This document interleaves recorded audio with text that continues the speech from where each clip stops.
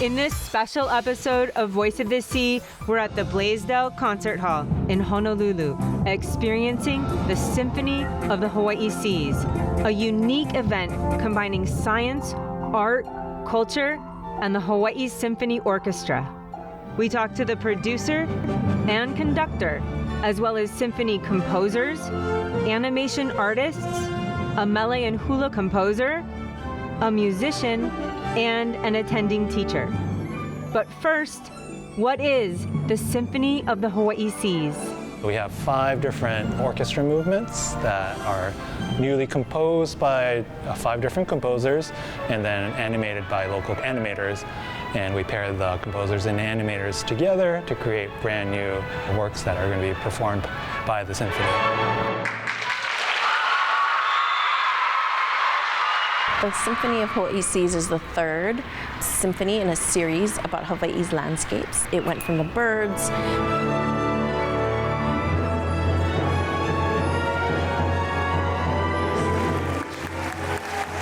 to the forests.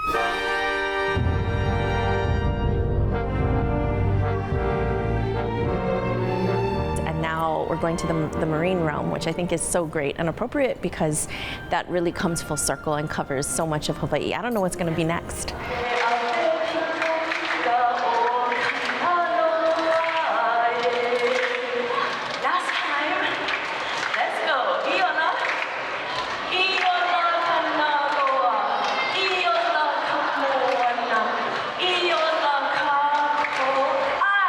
I helped to co-compose and co-choreograph movement 5, which is called Iola Kanaloa Iola Kako. Which means? When Kanaloa thrives, we all thrive, and Kanaloa is the Hawaiian deity or element of the ocean, so it's everything about the ocean. It's the biological oceanography, the physical aspects of it, like currents and even the nutrients. And it also represents the idea that the oceans are very stable. They're our buffer system.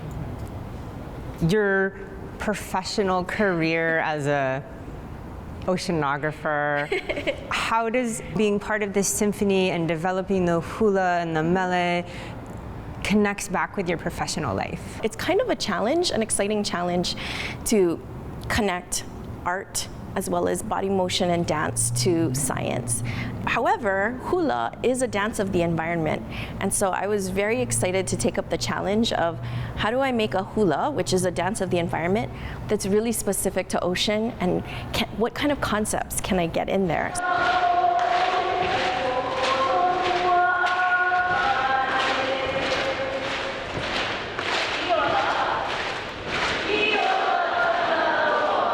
The mele and the oli are very much our data on the observations of each other as humans, but also our interactions with the environment and just the environment and great phenomena. So you can learn so much about what our baseline conditions are here in Hawaii by studying oli and mele.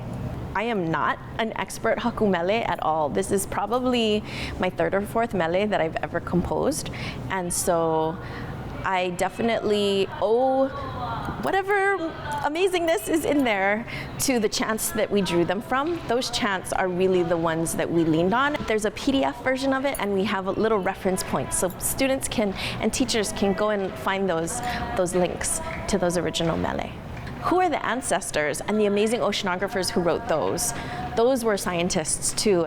We're really standing on the shoulders of their observations and pulling them forward for others to see, and also leaning on the experience of our teachers to help us to become more poetic and make us sound good. Tell me about your movement. It's inspired by the hokulea, the mele that the animator Karen based it on was about the hokulea voyage from the 70s.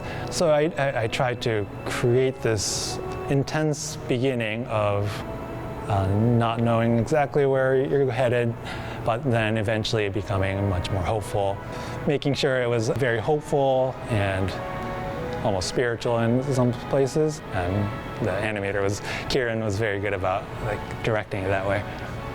At the University of Hawaii, you're a professor of music? Yes. So what does that mean? I teach composition and theory as a professor of music there. My specialty is composing music, and I teach theory classes that all the undergraduates have to take as well. Composing for animation is a little bit different than how I would normally compose. So you have to be reacting to what's happening. If there's big changes that happen in the animation, you have to shift the music whether you want the music to shift at that point. Those might sometimes be hindrances in terms of like what I want to express musically, but oftentimes they can be creative nudges that force you to think more creatively and find interesting solutions that still make sense musically and still work with the animation. So it's fun. It's like a little puzzle that you have to figure out, and until you unlock it, it doesn't make sense. But then once if you figure it out, then it feels like it works.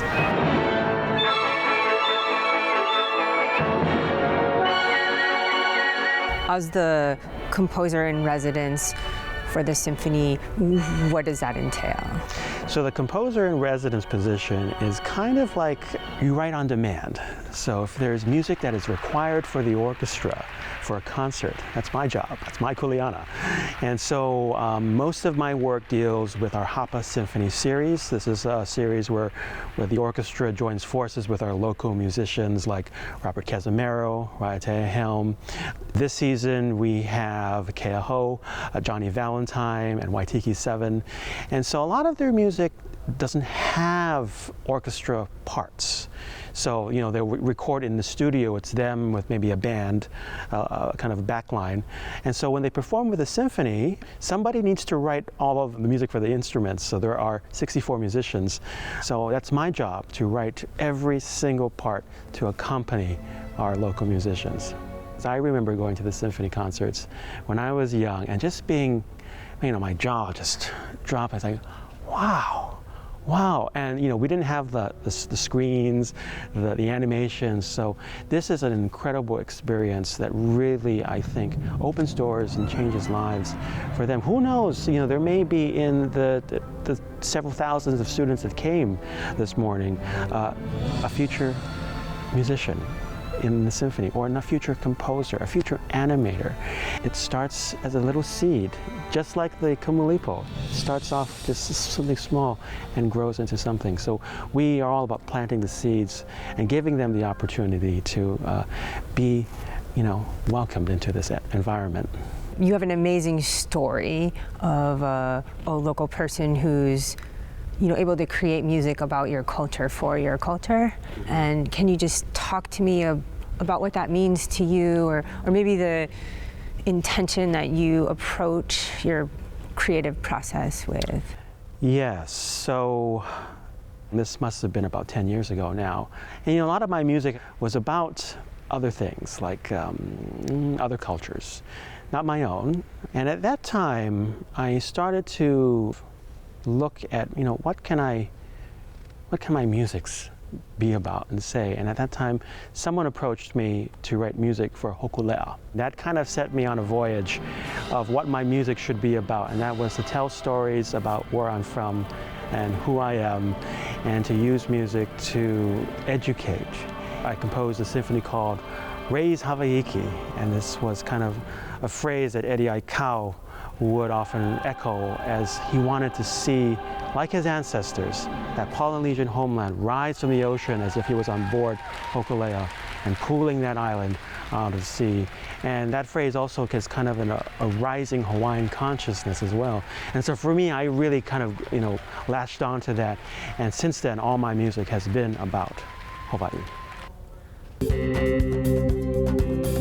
The University of Hawaii Sea Grant College program focused on Hawaii's coasts and its communities through sustainable development, safe seafood supply, sustainable coastal tourism, hazard resilience, and healthy coastal ecosystems. Hawaii's Sea Grant.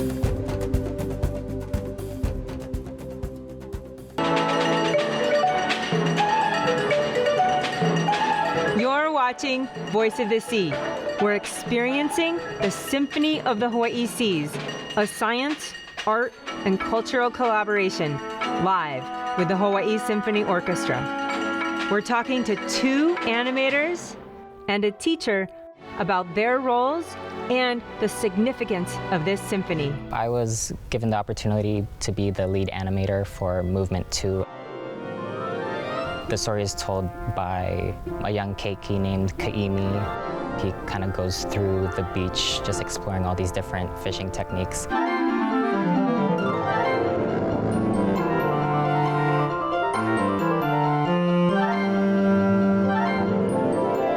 He's being followed by his Amakua He'e, an octopus, and they're just like going through the beach, observing different fishing techniques from spear fishing, net fishing. There's ulua fishing in there. And at the end of our movement, he's gonna realize that the beach that he's in is basically an old fish pond, and he really realizes that his responsibility can be to revive that fish pond and also bring in his community together.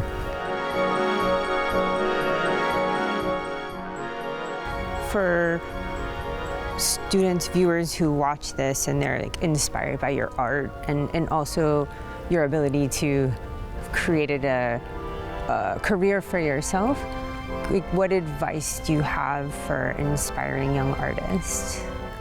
Indigenous stories are right now at the forefront. They want to be seen, so kind of taking advantage of that, we are in a position where we can tell these indigenous stories and there is an audience that wants to hear it.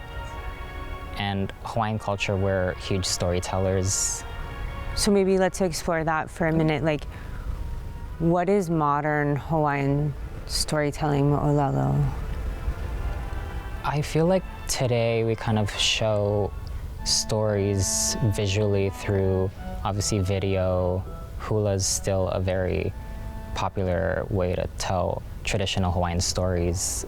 So in a way, I feel like our animation is kind of a dance along with music.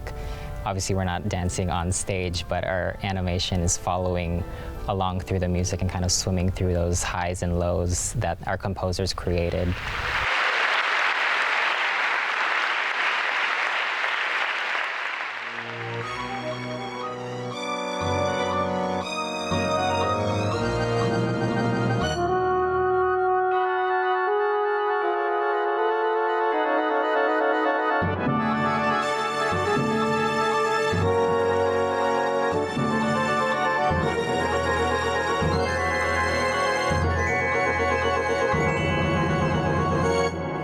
About the relevance of mo'olelo, of maybe even the symphony in like modern life. Like, how is this important to our keiki?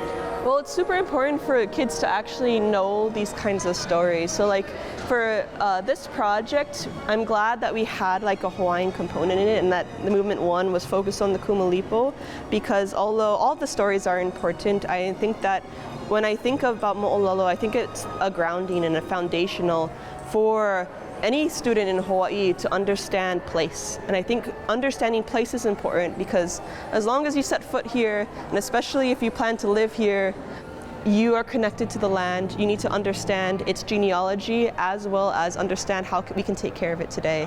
And so through stories, I think kids will understand not just the wonder of how beautiful our environment is, but understand the kuleana that we have for taking care of Hawaii, from understanding how it was in the past to how to innovate from the past and carry that into our future so that we can continue to live in abundance and in health in our islands. Right now we're hearing your movement. Yeah. How does that make you feel? It's insane. So just again, I never had an orchestra score my any of my animation before, so it's just insane to have such pretty music and just like dramatic music over animation. So it's just this feeling of just, it's amazing. Just also, I can't wait to see it in person. Right now I just see it through a screen, but I know when I can really just feel the vibrations of all the instruments, it's going to be really cool.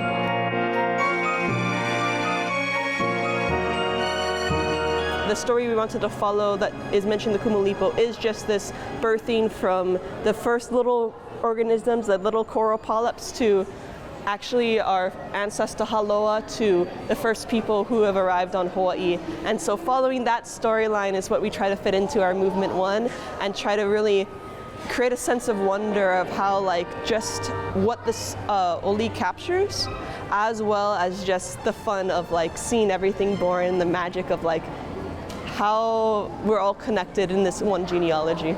And what do you hope that people who get to witness and experience the symphony take away? So an idea me and Janae had when we were trying to design, especially that very beginning, is that, you know, we wanted to mix in 2 things. One, Hawaii is very pretty, our mo'olelo is very pretty, but we wanted to also really capture this visceral kind of feeling of just the awe of like how tumultuous and how like in the beginning, you know, we didn't know what was going to happen, right? Who knew that at the beginning of the world that all of this, from not just what we depict in the story, but what's in all the movements and what is in what's current today, it was going to happen from just the simple kind of dark waters. And so I'm hoping, and I think it was captured really in the music of how that the beginning of just like nascentness just sprouts into all this beauty. I'm hoping that when people watch it, they take that wonder, but also that kind of like thoughtfulness of just how amazing it is that we actually have all this and all this happened.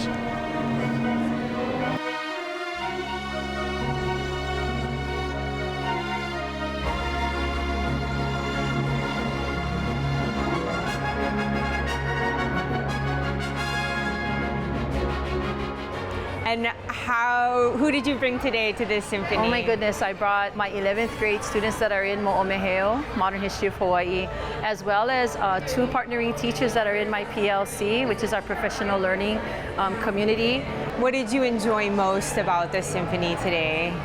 As a little girl, my grandfather always brought us here to the Blaisdell. And I just have this love affair with this whole process of the symphony and all of these wonderful cares that we have for our aina. When mele is part of this mechanism of ike or academics or whatever you want to call it, to have both together firing all forces, it really brings the ike and the abundance of learning to the space of piko.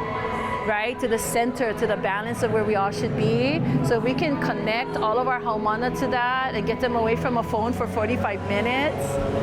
What a wonderful thing, right?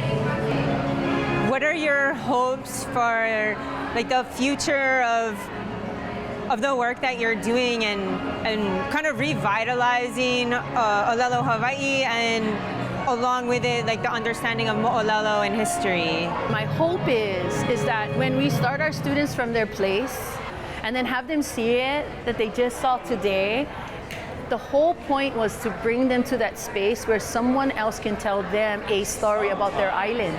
And for them to be the expert sitting in the chair and saying, I studied that island, and that island is correctly, spoken by that person. And that person using Olelo Hawaii is really pronouncing it the way that I just learned it myself. So I don't feel behind the curve.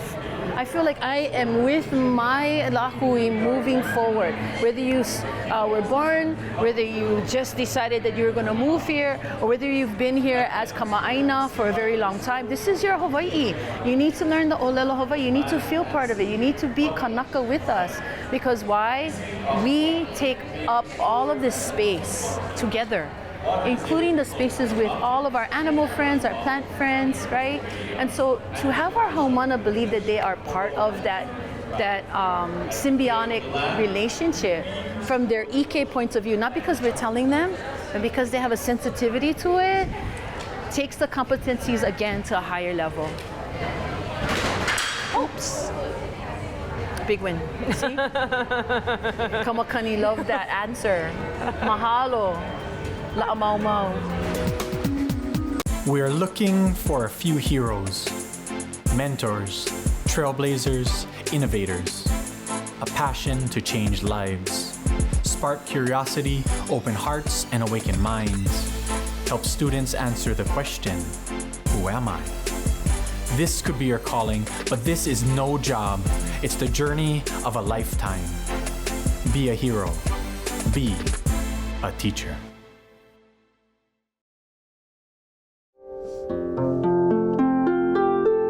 You're watching Voice of the Sea. We're talking to an orchestra musician and the creative force behind the Symphony of the Hawaiʻi Seas. Can you tell me a little bit about the harp as an instrument? Absolutely. You know, there was percussion, but then the harp was the first instrument after that, if you think back to ancient Egypt, in the form of more like a lyre, you know, so just like a wooden structure with some strings. Harps through time have evolved, and this harp that I play in the orchestra it's called a double action harp. So I have these pedals on the bottom. I have actually the full chromatic range, the same range you would have on the piano with all the notes, sharps and flats and naturals. And so when I'm playing, I can be in a key, and then if I change the pedals, I play the exact same strings and I'm in a different key. So the harp has that really unique quality.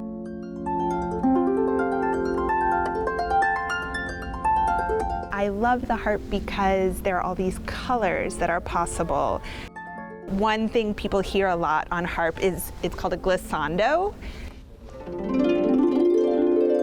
which is just no other instrument really does that color the same way. What do you hope that people who come and get to experience the Symphony of the Hawaiʻi Seas take with them? Anytime we play music, you want people to just connect emotionally. So to really, and maybe in a way that they can't even put into words, to just feel something, to feel the power of that music. You know, it really is transformative. With all the technology out there, music is still the best technology we have to connect to people's emotions, and I think that's really powerful. I really love finding that intersection of arts and science or climate, or any issue that someone cares about, like to use the music as the starting off point for a conversation.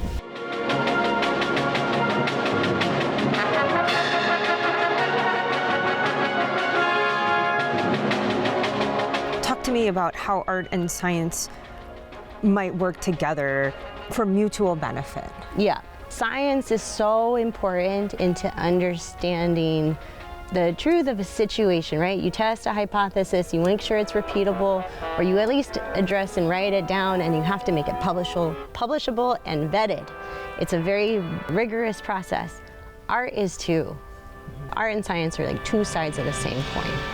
So art is one way to explore it, science is another way to explore it, and sometimes they can help be each other's muse. Both artists and scientists tend to be intimidated by each other, and they're so curious type of people though. So it's like once you create that space, it's so enriching, you just learn so much from that engagement.